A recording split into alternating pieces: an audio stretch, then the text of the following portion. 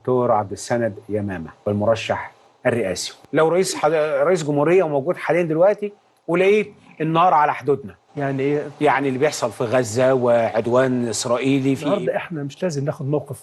ايه هو؟ نعلو على مسألة الشجب والتنديد. هتعامل ازاي؟ ازاي لغاية دلوقتي لم يستدعى السفير؟ في عندنا علاقات وعندنا معاهدات. ليه ما يسحبش السفير الإسرائيلي؟ لقيت ضغوط من أمريكا والاتحاد الأوروبي. ليه ما نستدعيش سفيرنا احنا؟ ايه الإجراءات؟ ايه الأدوات؟ ما انا قلت لحضرتك دلوقتي هتعامل ازاي؟ لازم نحيي هذا الدور دور ايه؟ نسحب سفيرنا ونمشي السفير الإسرائيلي. دي مشكلة مين؟ الحكم. الحكم. إذا كان رئيس أي مكان يسأل. نعمل ايه في أزمة الكهرباء؟ هتظبط السوق ازاي؟ في انفلات في الأسعار. ما سألتهمش البيت الأسعار غالية ولا لأ؟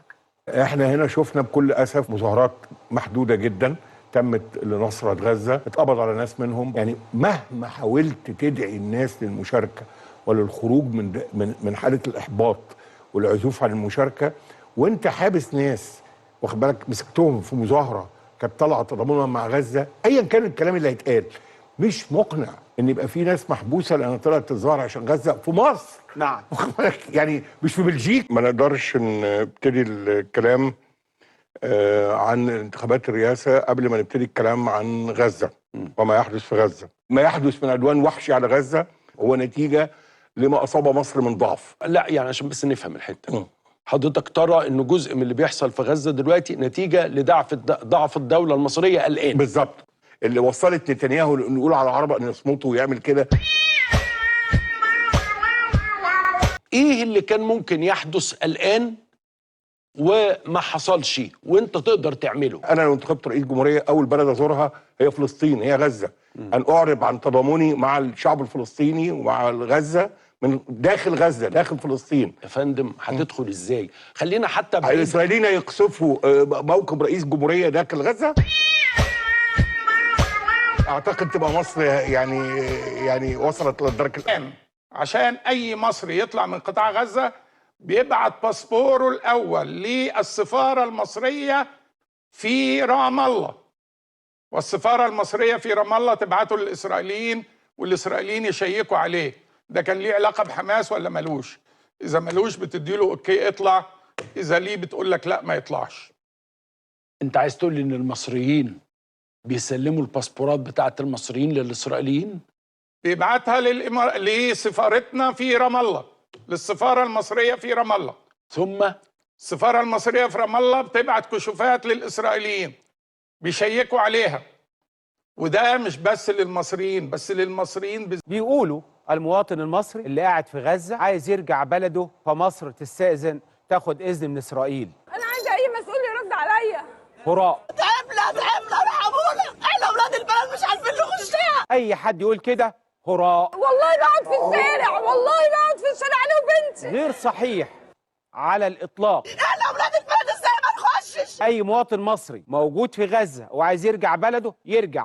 احنا جايين اسبوع يقفلوا علينا ويعدوا الأجانب وما يعدوناش. دخلونا خلاص احنا تعبنا. اللي عايز يجي مصر الباب مفتوح. قفلوا المعبر ولادي بقيتهم في مصر. لكن مواطن مصري ما يجي من غزة وانا همنعه يدخل بلده. سايبين اهالينا بره، ازاي ما نخشش؟ ازاي؟ رمينا في التهلكة، احنا شفنا الموت بعينينا. لا عارفين نقعد ولا عارفين ننام ولا عارفين ناكل. محدش بيمنع مواطن مصري يدخل بلد، ولا قانون ولا دستور يمنعه اصلا. مواطن مصري ما يدخل. حد يقول له لا استأذن لك الاول وابعت لي قايمه. اجهزه امننا وسلطاتنا المصريه ما تعملش كده ولا عمرها عملت كده.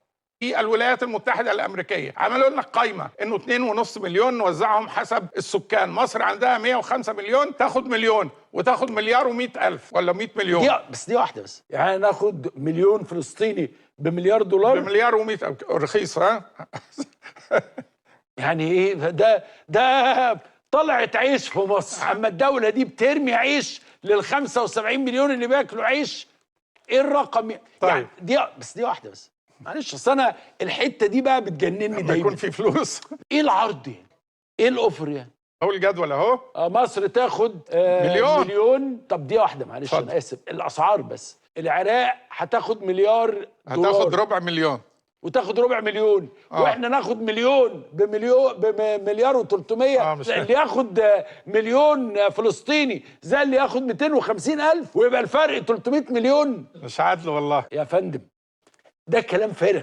قبل زيارة الملك المغربي إلى الإمارات بناء على استدعاء، مثل ما خبرت، مثل ما تكلمت، قلت أنه استدعاء وليس دعوة.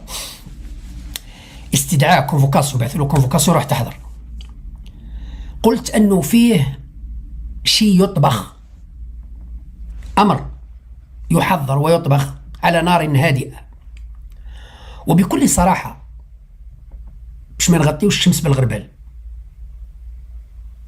نحن نتكلم كي نقول نحن يعني الجزائر، الدولة الجزائرية هي التي أعطت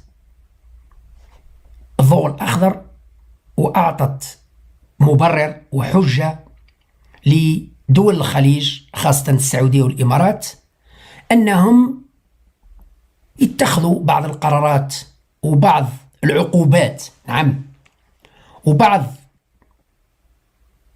اتفاقيات اللي تضر بمصلحة الجزائر. نعم، تضر بمصلحة الجزائر، لأنه زيارة الملك المغربي إلى الإمارات أهم بند وأهم هدف وأهم نتيجة هي خط غاز نيجيريا أوروبا مرورا عبر المغرب، بالرغم من أن الأنبوب لا يمر عبر المغرب فقط، يمر عبر كثير من الدول، ولكن المغرب هي الأساس. إذا تذكروا ونذكروا جميعا أنه الأنبوب المشروع الأصلي اللي أمضت عليه الجزائر بالاتفاق مع نيجيريا، وأعتقد أن هذا الاتفاق ما زال ساري، لم يتم فسخ العقد. هذا ما زال العقد يقول أنه أنبوب الغاز من نيجيريا اللي هو إنتاج وفير وكبير وطويل المدى، يعني عندهم مخزون استراتيجي، هذا الأنبوب يمر من نيجيريا إلى مالي إلى الجزائر مباشرة، لأنها مسافة طويلة، إلى أوروبا. يعني يمر عبر دولتين فقط اللي هي مالي والجزائر، مالي والجزائر ثم البحر. نيجيريا ما نحسبوهاش لأنها هي الدولة المصدرة.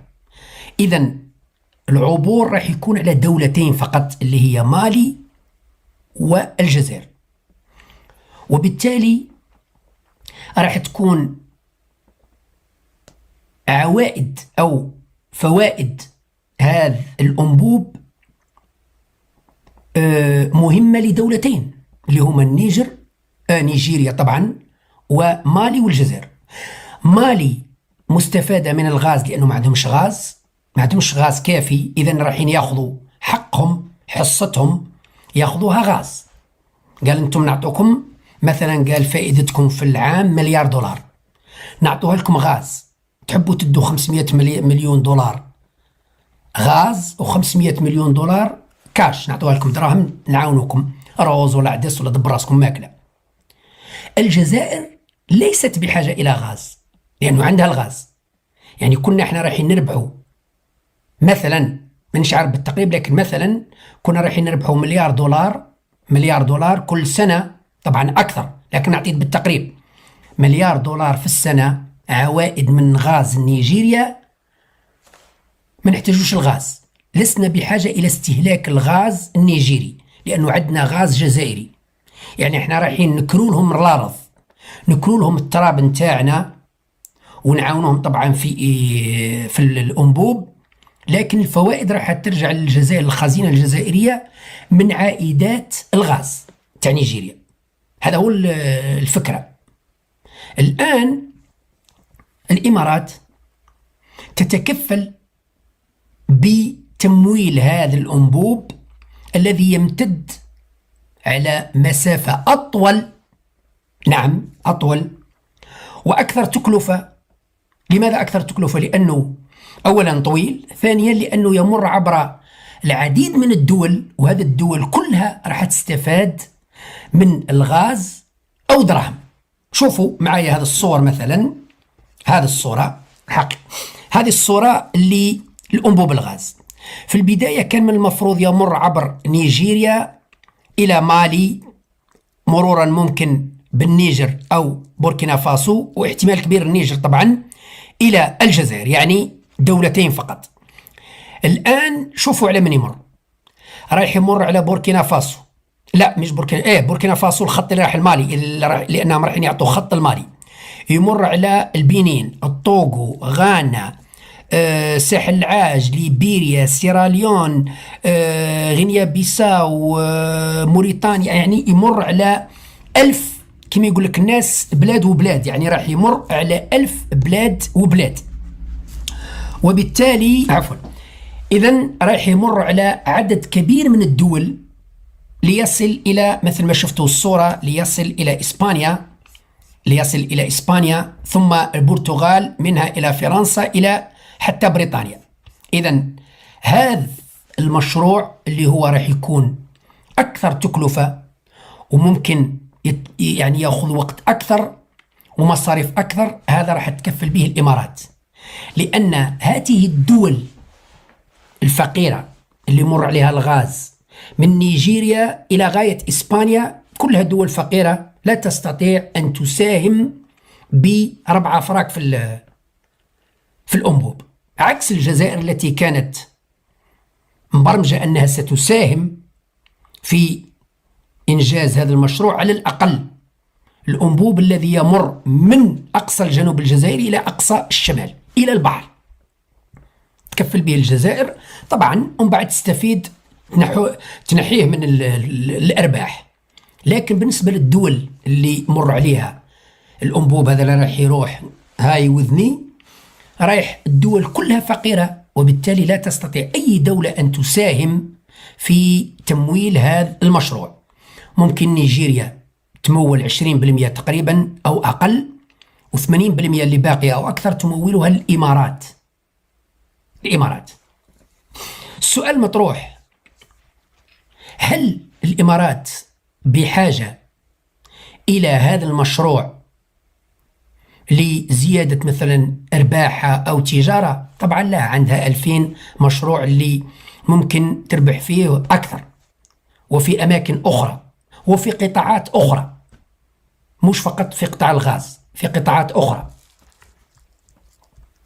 إذن لماذا اختارت الإمارات في هذا الوقت بالذات، في هذه الظروف بالذات، تمويل هذا المشروع وإبرام العقد مع المغرب؟ طبعا بعد ما أكيد اتفقوا مع نيجيريا. أوروبا ما يهمهمش منين يجي، يعني إسبانيا وباقي دول أوروبا لا يهمها من أين يمر الأنبوب، يمر من الجزائر، يمر من مالي، يمر من المغرب، مهم يوصل عندهم، مهم أنه يدخل التراب الأوروبي، إسبانيا ومنها إلى البرتغال وباقي دول أوروبا الشمالية ما يهمهمش، يعني قصدي فرنسا وألمانيا وبريطانيا وبلجيكا وهولندا. إذن السؤال المطروح، لماذا أقدمت الإمارات على هذا الفعل؟ الجواب بكل بساطة، يحرموا تجارة، ندير التجارة ونفحت لي درك انايا صمت عليك جاي تلعب معايا انايا وجاي تخشن في راسك وجاي تلعبها يعني تغنانت وتلعبها دولة قوية ودولة مارقة جميعا السلام عليكم ورحمة الله وبركاته. وأنا أول شيء أترحم على شهدائنا كلهم، ولكن أنا داير أرجع شوية لورا. الحرب دي قامت ليه؟ كده خلينا نرجع ل 11 أبريل. برهان أصلا جابوهم حلفوا قسمهم، برهان جاي جاهز، وأنا ما جاب، أنا بقول أنا جبت، لكن لا، هم جابوني ليه؟ عشان أنتم خطة تنجح، لأني أنا ما كنت داير أجي في السلطة. أنا قلت لي خلوني برا عشان أكون بينكم وسيط بينكم وبين الناس دي. قال لي لا، حلف، قال لي لو أنت بتجي أنا ما بيجي. أقنعوني وجابوني معهم. بعد ذاك بدت الشيطنة، بدت المؤامرة، وده طبعا موضوع طويل، لو ده نشرح علينا يوم. أهم شيء من القتال المواطن ثم المواطن، ثم المواطن، حق المواطن، عرضه، عرضه ماله ممنوع ممنوع ممنوع. وصيتي لكم نمرة 1 الوضع حجاب، نمرة 2 تمشوا متوضئين. والله أنا الآن متوضئ. قالوا في الآية ومعانا الشيخ لقمان مش كده شو؟ وضاح رباح ولا وضاح؟ انت مسجد الشهيد صح؟ ها؟ الحمد لله دي الأئمة يا اخواننا. لو نحن ما صح ما كان جونا الأئمة. طيب يا اخواننا النادر قالوا سورة الواقع سلة من الأولين سلة من الآخرين. قال في تفسير ابن كثير أن في آخر الزمان ينصرون الإسلام رعاة الإبل في دارفور في السودان ماني عارف.